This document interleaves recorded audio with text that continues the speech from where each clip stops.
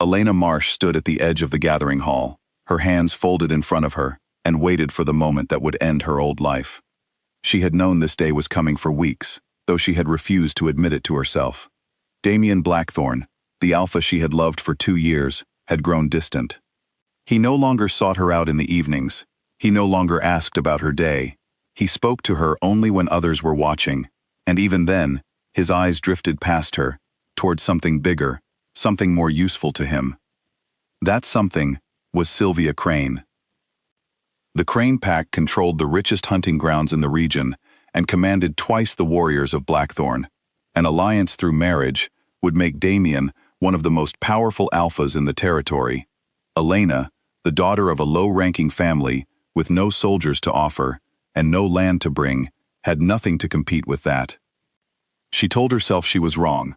She told herself Damien would never throw away 2 years of loyalty for ambition, but standing there in the hall, watching him climb the small platform at the front of the room with Sylvia's father at his side, she understood she had been wrong about a great many things. "Pack members," Damien said, his voice carrying easily across the crowded room. "I have made a decision that will secure our future for generations." Elena felt her stomach twist. She already knew what was coming, but hearing it confirmed was different from merely suspecting it.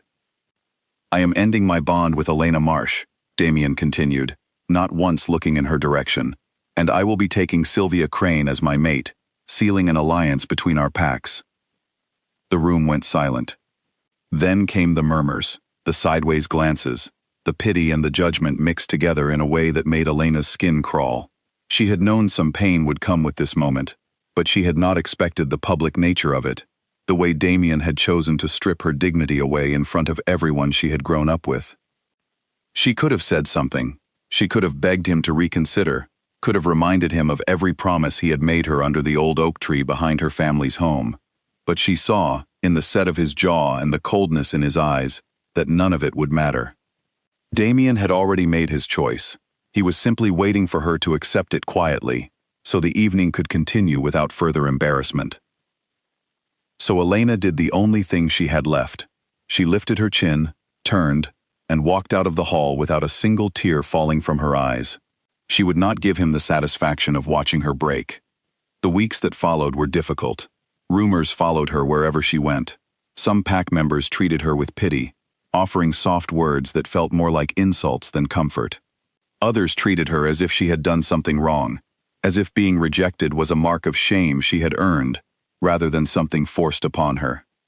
Elena's mother urged her to stay, to prove her worth, to fight for her place in the pack she had grown up in. But Elena had grown tired of proving herself to people who had already decided she wasn't enough. She packed a single bag, said goodbye to her parents, and left Blackthorne territory for good.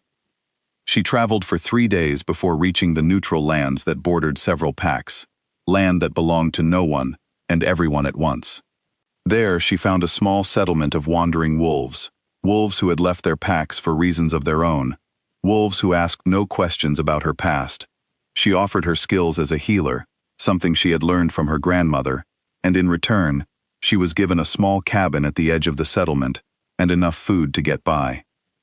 It was not the life she had imagined for herself, but it was hers, and for the first time in months, she felt like she could breathe. Cain Ashford had not expected to find anything of interest in the neutral lands. As alpha of the Ashford pack, one of the strongest packs in the region, he rarely had reason to visit territory that belonged to no one, but a trade dispute with a smaller pack had brought him to the border, and curiosity, or perhaps something he could not yet name, led him to the settlement where wandering wolves gathered. He noticed her before he understood why. She was kneeling beside an injured wolf, her hands steady as she worked, murmuring something too quiet for him to hear. Her hair had come loose from its braid, falling around her face as she concentrated on her work. There was nothing remarkable about her clothing or her posture, nothing that should have caught the attention of an alpha used to surrounding himself with wolves, who commanded respect through strength alone.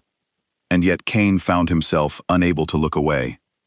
When she finally glanced up and their eyes met, something inside him shifted, a pull so strong it nearly knocked the breath from his lungs. He had heard stories of true mate bonds, the rare and powerful connection that some wolves were fortunate enough to find. but he had never expected to feel it himself, and certainly not in a place like this, with a woman he had never met. Elena felt it too. She saw it in the way her body responded, before her mind could catch up, a warmth spreading through her chest that both frightened and comforted her. She had felt something similar with Damien once, long ago, but this was different. This felt certain in a way her bond with Damien never had.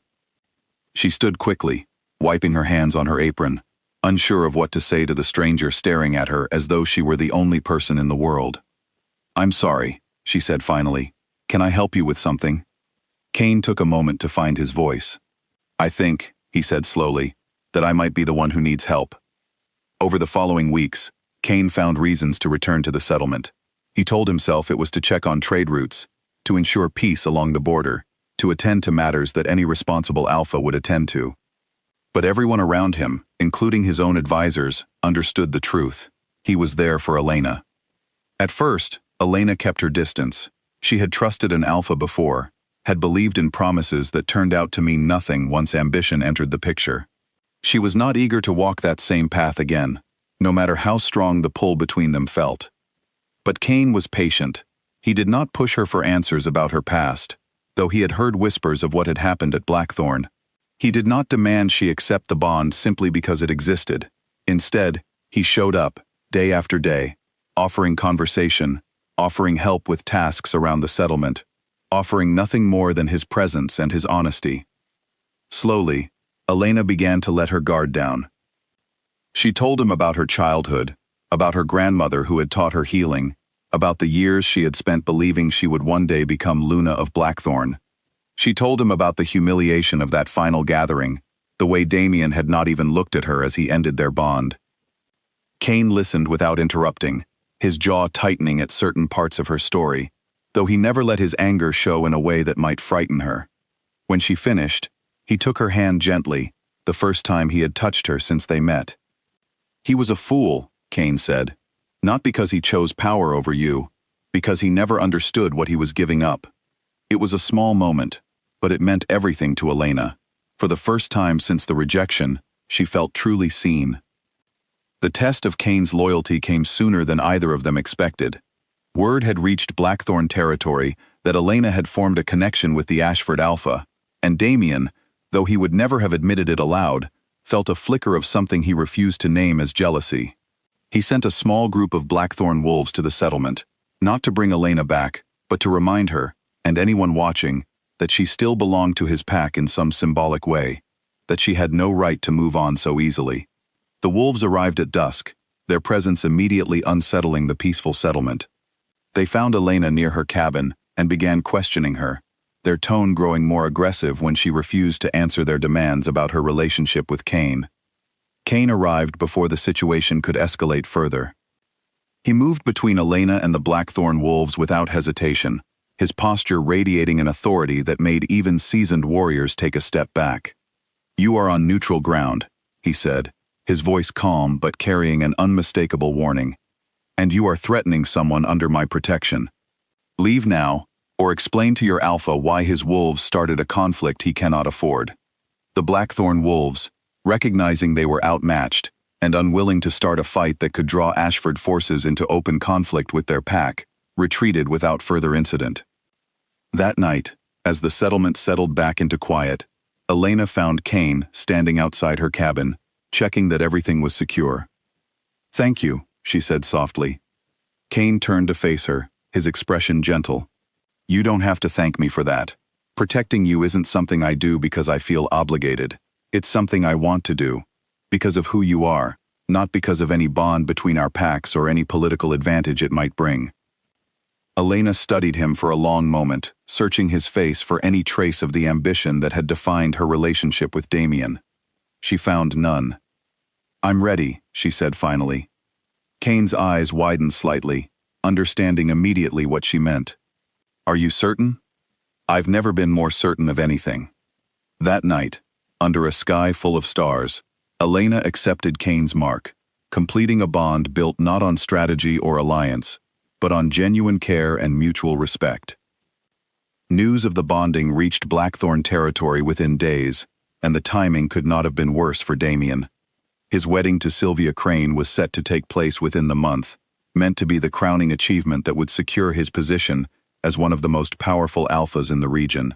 But when Sylvia's father learned that Elena, the wolf Damien had so publicly rejected, had not only survived the humiliation, but found a bond with the alpha of one of the strongest packs in the territory, his confidence in the alliance began to crumble.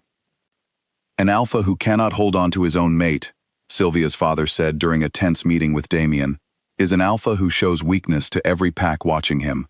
What does it say about your judgment, about your strength, that the wolf you discarded now stands beside Cain Ashford as his equal? Damien tried to argue that the situation had no bearing on his ability to lead, but the damage had already been done. Rumors spread quickly among the packs. Whispers that Blackthorn's alpha had made a mistake he could not undo, that his rejection of Elena had inadvertently strengthened a rival pack rather than securing his own future. Within weeks, the Crane pack withdrew from the marriage agreement entirely, unwilling to align themselves with a pack whose leadership now appeared uncertain and vulnerable. Without the alliance, Damien's plans for expanding Blackthorn's territory and influence collapsed completely. Smaller packs that had once respected Blackthorn's authority began testing its borders, sensing weakness where there had once been strength. Damien found himself fighting to hold on to territory he had once taken for granted, spending his days managing conflicts he had never anticipated, instead of enjoying the power he had sacrificed everything to obtain. Cain, though he had no desire for war, found himself in a position of increasing strength. Packs sympathetic to Elena's treatment, and impressed by Cain's evident character, began seeking alliances with Ashford territory instead. What had once been a modest but respected pack grew steadily into one of the most influential forces in the region, not through conquest, but through the simple truth that wolves wanted to align themselves with an alpha who honored his bonds rather than discarding them for convenience. Months later, Damien requested a meeting with Elena, hoping perhaps to reclaim some piece of what he had lost. He arrived at the border between Ashford and Blackthorn territory, standing across from the woman he had once rejected without hesitation, now standing tall as Luna, of one of the strongest packs in the region. "Elena," he said, his voice lacking the confidence it once held, "I made a mistake. I let ambition blind me to what truly mattered."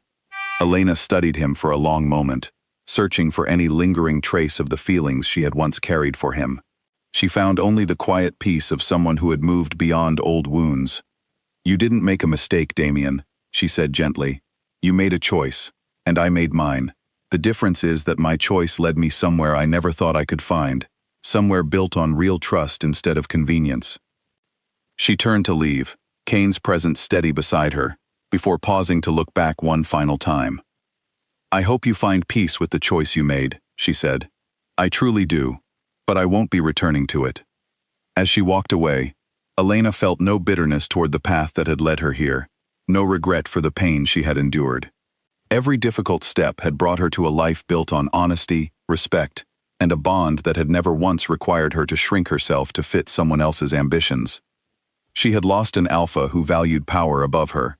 In return, she had gained a mate who valued her above everything else, and in the end, that made all the difference.